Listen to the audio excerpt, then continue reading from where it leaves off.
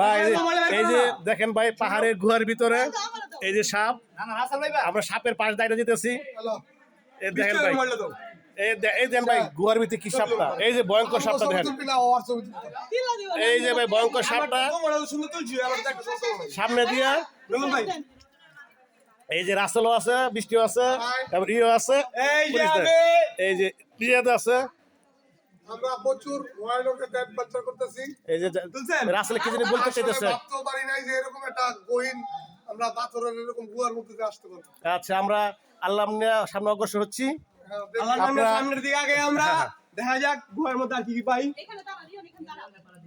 গুহার ভেতরে বেলে সোনা দানা অনেক কিছু থাকে, দেখি কিছু পাই কিনা আমরা। দেখেন এই যে পানির থেকে দেখেন বিশাল পাহাড়, এই দেখেন পাহাড়, এই দেখেন পাহাড়, এই দেখেন পাহাড়টা, এই দেখেন পাহাড়টা ঘুরতেছে কেমনে, এই দেখেন,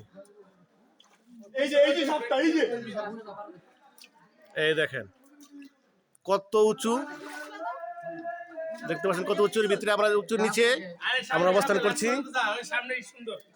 দেখেন এই দেখেন কতটুক সুড়ঙ্গ, এই ফাঁক দিয়ে যেতে হইতেছে, পাওটা দেখেন, দেখেন কত চিপারে যেতে হচ্ছে আমাদের।